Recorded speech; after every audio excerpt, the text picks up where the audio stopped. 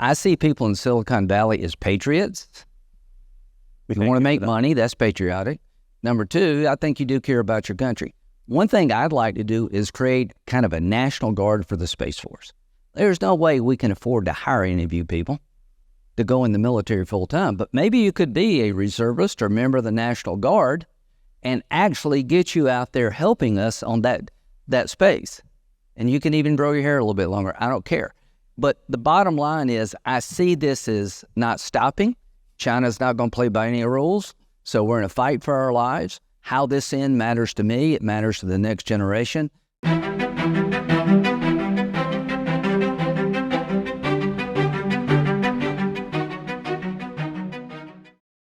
About 7 years ago, the transformer, that is the underlying algorithm behind modern-day AI technology, was discovered.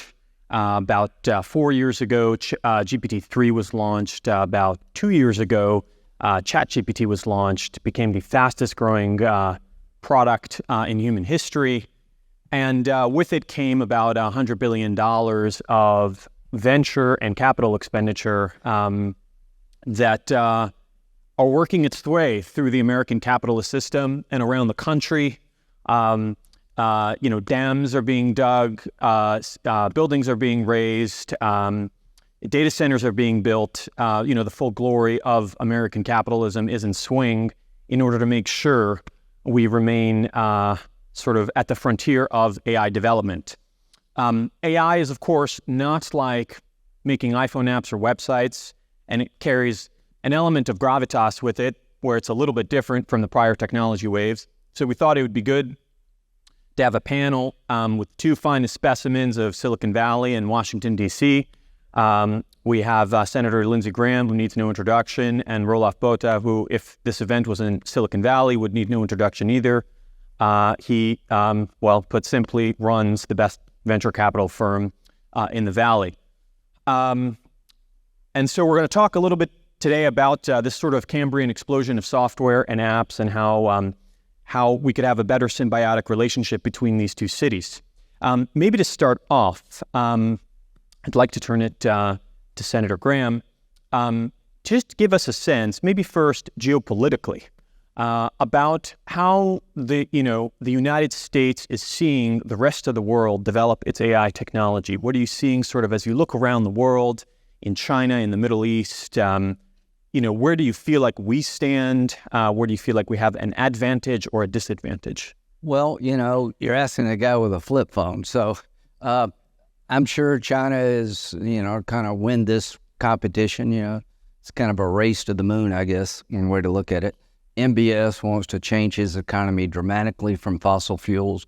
He wants to be the AI center for the Mideast. He wants to be Dubai on steroids. And I'm sure China thinks about this every day, and y'all guys are thinking about it every day. But here's two things to think about. And most social media platforms in the eyes of the American people suck. Not so much for AI yet.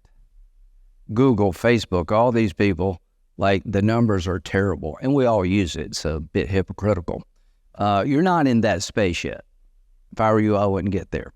And the question I want to ask all these people who are developing artificial intelligence, if you're coming up with a business plan, ask your lawyers, can we be sued for our product? Does Section 230 apply to you?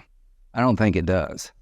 And if you think it does, you need to let me know, because I think you're wrong. And any business model you engage in, you need to understand what are the liabilities here. So what am I doing with Elizabeth Warren of all people? I'm trying to bring some order to chaos. Because of Section 230, your child can be sexually exploited on social media sites. They can be bullied literally to death. You go to the social media provider, they don't respond, they don't change their behavior, they don't intervene, your kid dies. You go to court, sue them for the wrong committed to your family. By using that service, they kick you out of court. That's going to end. Now, I don't know what the answer is, but Section 230 needs to go. At one time, it made sense. Doesn't make sense to me now. You got the largest companies in the history of the world that are creating all kind of havoc out there, and good too, but they're immune from being sued. There's no regulatory body. There's no statutory regime. It's the only companies that I know of. You can't sue. There's no regulatory agency looking over their shoulder with any real authority, and there's no statutory protections for the consumer. That's all going to change. And if I'm an AI person, I'd find out how to fit in that space, not to get to where these companies are, to talk to a guy like me and Elizabeth and others and say, hey, we want to be held accountable for the products we produce. We want to have fair oversight. We don't want to be shut down and not be able to compete with China. But in America, there's coming some accountability in the social media world. It's just a matter of time. And how AI fits into that, I don't yet know. But I have a Digital Regulatory Commission proposal with Senator Warren. I want to sunset Section 230. I want to say 2 years from now, pick now, it goes away. And in that 2-year period, we can come up with a regulatory commission that can oversee the problems associated with social media, that your privacy is protected. If you have a complaint, there's somebody you can go to. I'm being abused here. There's some hope for the consumer. When it comes to AI, last thing, there's no artificial intelligence part about it. You're teaching these things to think and do with data. I asked ChatGPT, is that what you call it, to write an ad against me in a Republican primary. I would pay for the ad they generated. It accused me of being a partisan hack focused just on the Republican Party. I said, write an ad against me in a Republican primary. The ad was written by somebody in California who thinks being partisan is bad in a Republican primary. I wouldn't hire that guy to be my Senator, do you think, Senator, you've obviously had decades of experience. That was worthless. Do you think Section 230 was a good thing once upon a time? Yeah, okay, so you got a billboard, You're welcome to come and put stuff up. I can't own everything anybody says. I'll never stay in business.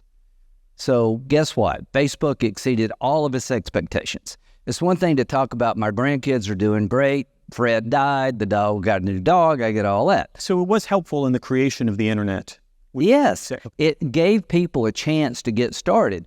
Now, here's the problem. You're more than started. Yeah. You're doing a lot of damage out there. I'm not, look what happened to Zuckerberg. Yeah. I mean, he just got ripped by everybody. And, he's got a product that needs to be controlled. If you're a parent out there and your kids are on these social media sites, they're subject to being exploited.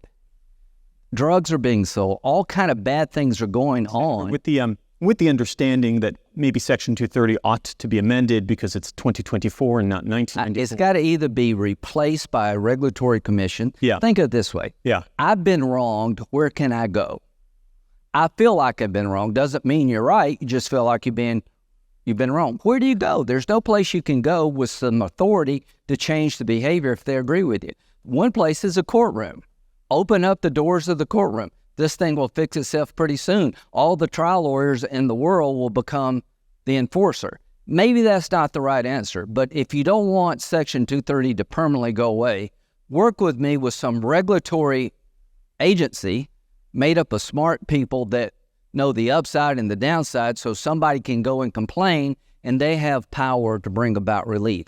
Until you do that, you're going to be behind the 8 ball. To the AI world, think about how you can avoid that fate for you. Yeah.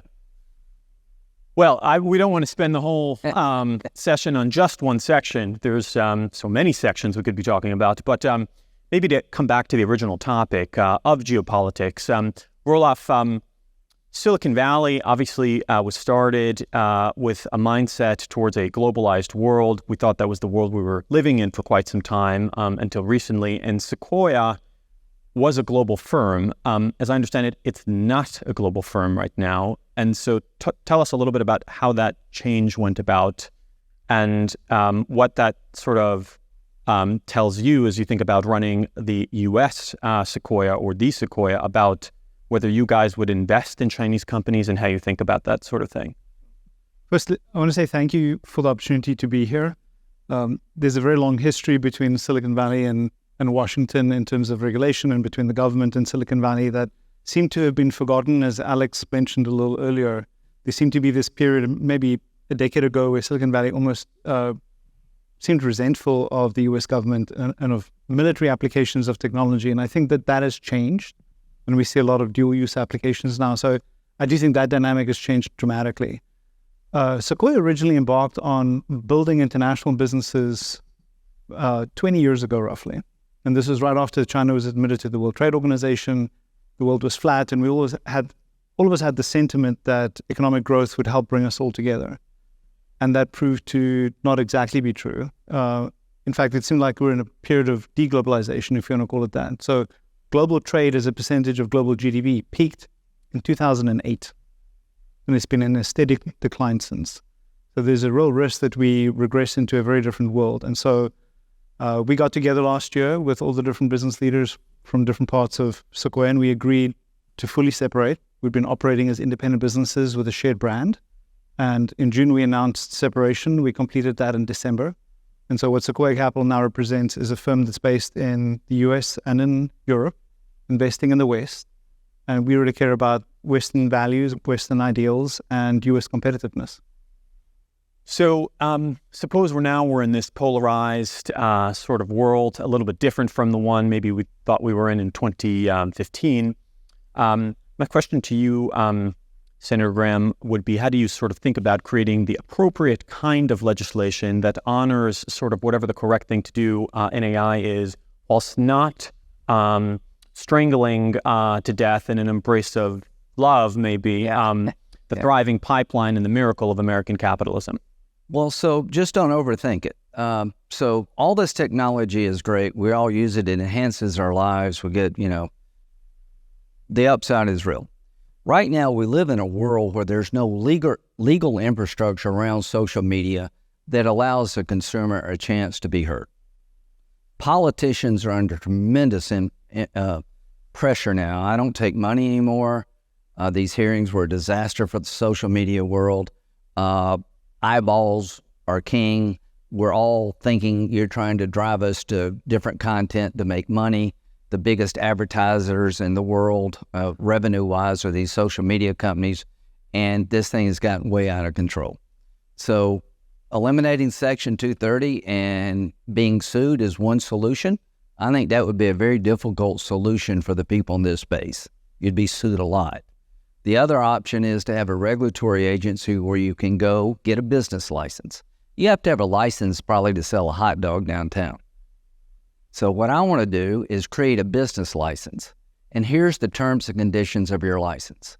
And there will be an agency overriding whether or not you're complying with the terms and conditions of your license. Keep it pretty simple. So people will have a chance to complain. There'll be an agency looking over your shoulder about monopolies and about privacy and about all this other stuff, protecting maybe the social media company from foreign intrusions. On the AI front, you've got an opportunity here to learn from the problems of the social media world. All I can tell you is take advantage of the fact right now that you're not in the same mindset with Congress as social media sites.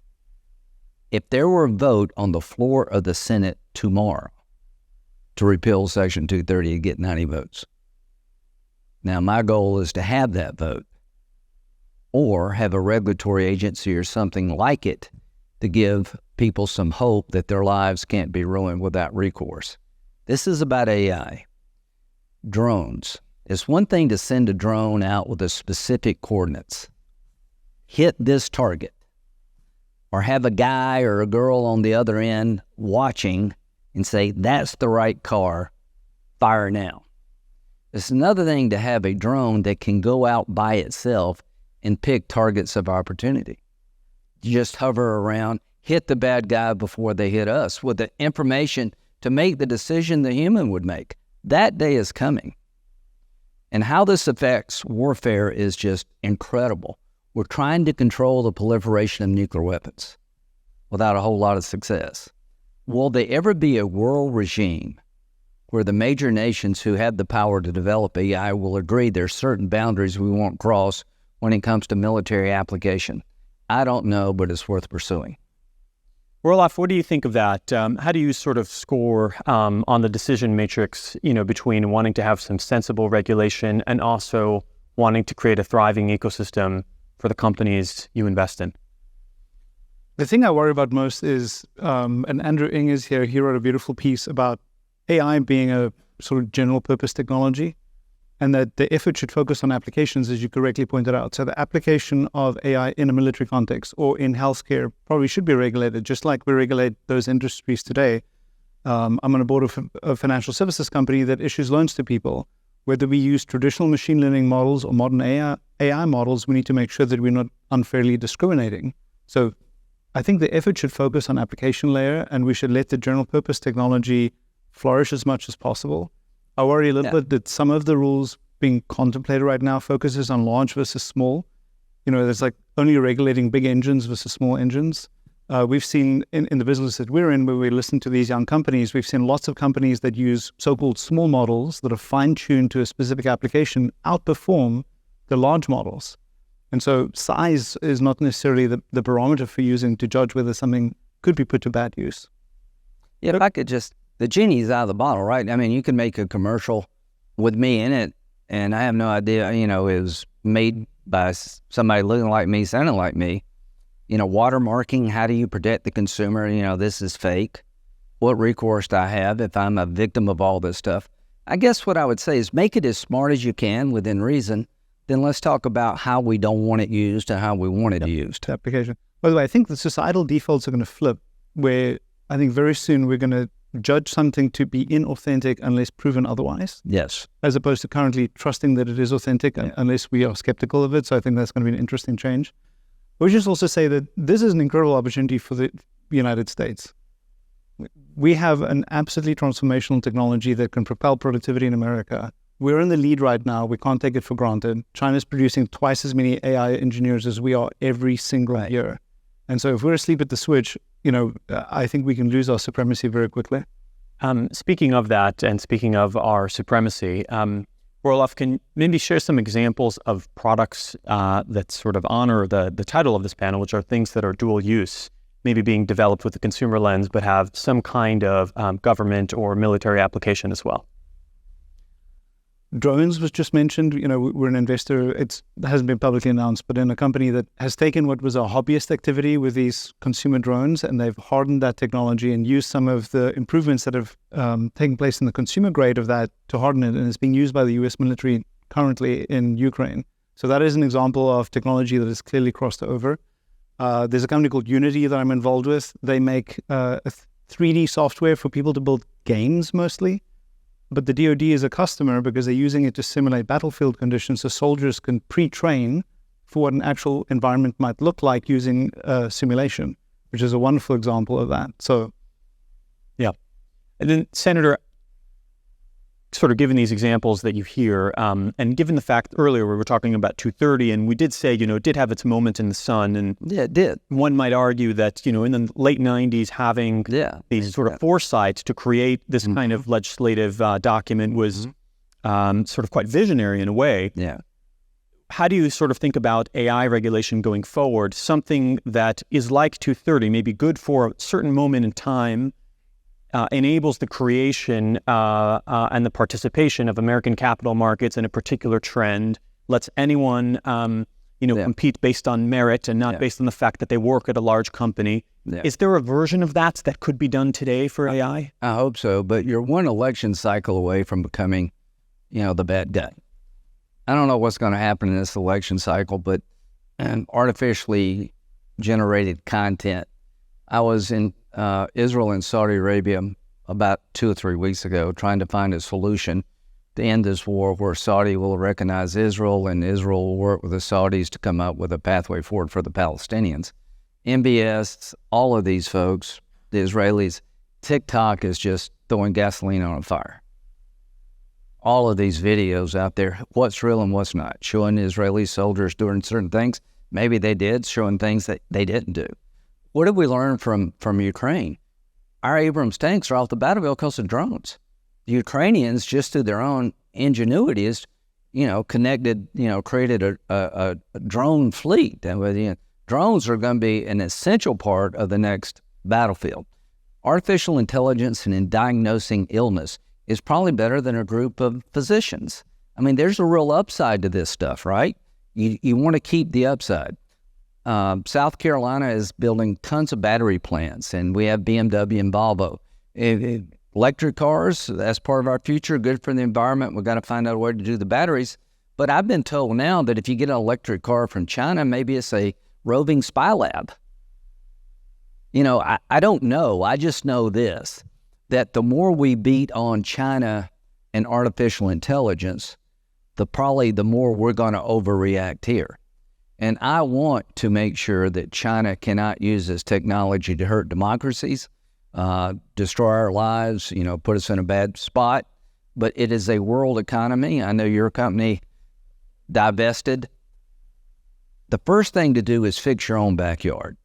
So if you get nothing else out of my time here, I am open. The store is open to help you find some kind of regulatory system, some kind of system that will allow your product to be used, and the people using it will feel like they have recourse if it doesn't go well.